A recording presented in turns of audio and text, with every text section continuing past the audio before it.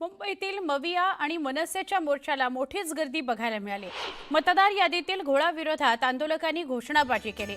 Fashion street ते BMC पर्यंत हा भव्य मोर्चा काढण्यात आला।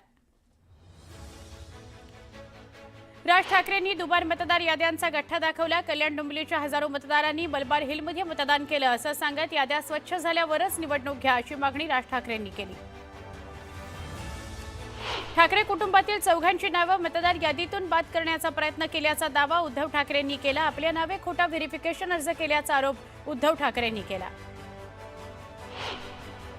निवडणूक आयोग म्हणजे भाजपचे नोकर असल्याचं म्हणत उद्धव ठाकरेंनी भाजपवर निशाणा साधला। मुख्यमंत्र्यांनी मान्य केलं मतचोरी होते।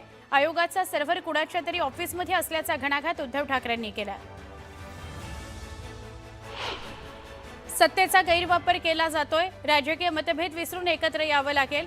विचारधारा वेगळ्या असल्या तरी आम्ही सगळे एकत्रच आहोत असं विधान शरद पवारांनी केलं।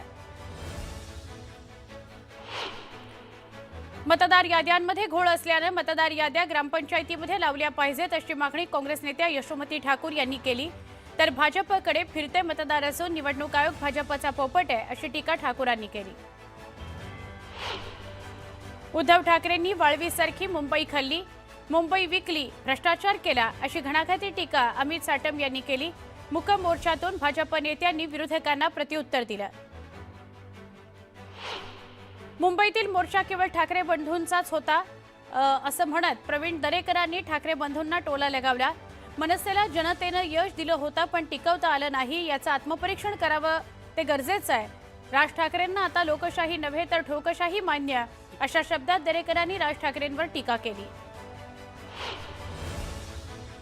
ठाकरेंची दुकानदारी चालू राहावी म्हणून मुंबईत विरोधकांनी मोर्चा काढला होता अशी टीका माजी खासदार नवनीत राणांनी केली आहे।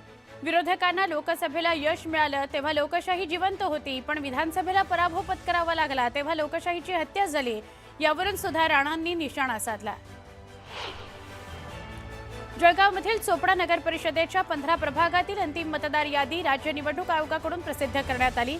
17 ऑक्टोबरपर्यंत प्रभागातील 1431 नागरिकांनी मतदार यादीवर आक्षेप नोंदवले होते। ब्रिटिशकालीन एल्फिस्टन पुलाच्या पाडकामाकरता मध्य आणि पश्चिम रेल्वे मार्गावर तब्बल 78 दिवसांचा ब्लॉक घेतला जाणार आहे। मिळालेल्या माहितीनुसार दोन्ही रेल्वे मार्गांवर दररोज रात्रीच्या सुमारास 4 तास मेगा ब्लॉक घेण्यात येणार आहे। या काळात लोकल ट्रेन आणि लांब पल्ल्याच्या गाड्यांची वाहतूक बंद ठेवली जाणार आहे। परिणामी रात्री प्रवास करणाऱ्या प्रवाशांचे हाल होण्याची शक्यता आहे। नवी मुंबई महानगरपालिकेमार्फत मंगळवारी जलवाहिनी देखभाल दुरुस्तीचं काम हाती घेण्यात येणार आहे। यावेळी भोकरपाडा जलशुद्धीकरण केंद्रातील MPR मध्ये नवीन जलवाहिनी जोडणीचं काम, मुख्य जलवाहिनीवर व्हॉल्व्ह बसवण्याचं काम करण्यात येणार आहे। परिणामी मंगळवारी नवी मुंबईत पाणी पुरवठा बंद राहणार आहे।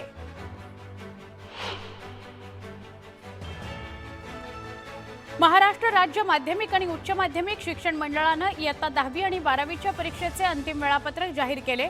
त्यानुसार यंदा राज्यात इयत्ता 12वीची लेखी परीक्षा 10 फेब्रुवारीला आणि 10वीची परीक्षा 20 फेब्रुवारीला सुरू होणार आहे।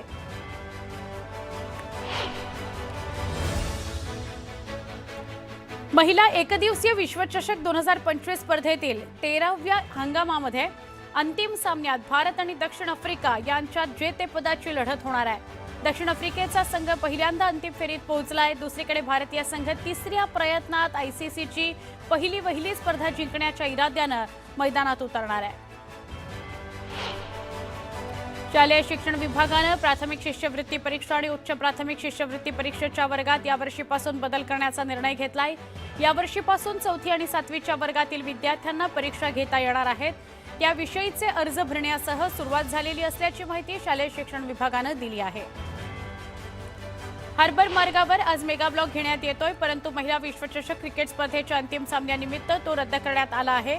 मुख्य मार्गावरील मेगा ब्लॉक नियोजित वेळापत्रकानुसार घेण्यात येणार आहे। हार्बर मार्गावरील गाड्या रविवारच्या वेळापत्रकानुसार धावणार आहेत। यंदा ऑक्टोबर महिन्यामध्ये मुंबईमध्ये 11,200 मालमत्तांची विक्री झाली। गेल्या वर्षी याच महिन्याच्या तुलनेत विक्रीच्या या प्रमाणात 14% घट नोंदवली गेली। एकीकडे मालमत्ता विक्रीमध्ये घट झालेली असताना याचा परिणाम मुद्रांक शुल्काच्या रूपाने मिळणाऱ्या महसुलातही घट होण्याच्या रूपाने दिसून आला। नोव्हेंबर महिन्यामध्ये राज्यात किमान तापमान सरासरीच्या तुलनेत अधिक राहण्याची शक्यता हवामान विभागानं वर्तवली आहे। परिणामी राज्यात नोव्हेंबर महिन्यात थंडी कमी असेल। दरम्यान नोव्हेंबर महिन्यात राज्याबरोबरच संपूर्ण देशात सरासरीपेक्षा अधिक पावसाची शक्यता आहे। एकदा वेगवान स्वरूपातल्या बातम्या।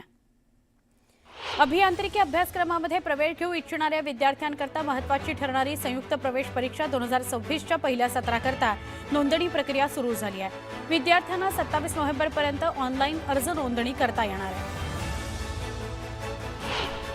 पाचोर्यातील शिवसेना शिंदे गटाच्या मेळाव्यात आमदार किशोर पाटलांनी भाजपवर टीका केली। महायुतीच्या 1 वर्षाच्या काळात एक फुटकी कवडी सुद्धा आमदारांना मिळाली नाही असं म्हणत सरकारला घरचा आहेर देण्यात आला। शेतकरी आंदोलनावरून बच्चू कडूंचेही आभार मानण्यात आले। कार्तिक एकादशीच्या निमित्तानं पहाटे पंढरपुरात विठ्ठलाची शासकीय महापूजा संपन्न झाली। राज्याचे उपमुख्यमंत्री एकनाथ शिंदे आणि त्यांच्या पत्नी लता शिंदे यांनी विठ्ठलाची महापूजा केली। यावेळी मानाचे मानकरी म्हणून नांदेड जिल्ह्यातील रामराव आणि सुशीलाबाई वालेगावकर या दाम्पत्याला उपमुख्यमंत्र्यांसोबत विठ्ठलाची महापूजा करण्याचा बहुमान मिळाला। राज्यात कुष्ठरोगाचा प्रसार रोखण्याकरता आणि रुग्णांना वेळेत उपचार मिळावेत या उद्देशानं राज्याच्या सार्वजनिक आरोग्य विभागानं कुष्ठरोग्याला नोटिफायबल डिसीज म्हणून घोषित केलं आहे। त्यामुळे कुष्ठरोगाचं निदान झालेल्या सगळ्या रुग्णांची नोंद आता 2 आठवड्यांच्या आत संबंधित जिल्हा आरोग्य कार्यालय, सहाय्यक संचालक आरोग्य सेवा, कुष्ठरोग तसंच स्थानिक नागरी आरोग्य अधिकाऱ्यांकडे करणं आता सगळ्या डॉक्टर्स आणि आरोग्य संस्थांकरता बंधनकारक झालं आहे। राज्यातील वारकरी, कष्टकरी, लाडक्या बहिणी यांना सुखी समाधानी समृद्धी ठेव, शेतकऱ्यांवरचं संकट आणि अरिष्ट दूर कर असं साकडं आपण विठ्ठलाला घातलं अशी माहिती राज्याचे उपमुख्यमंत्री एकनाथ शिंदे यांनी दिली। चंद्रभागा शुद्धीकरणाकरता 120 कोटी रुपयांचा निधी आपण नगरविकास विभागाकडून दिला आहे असं यावेळी ते म्हणाले।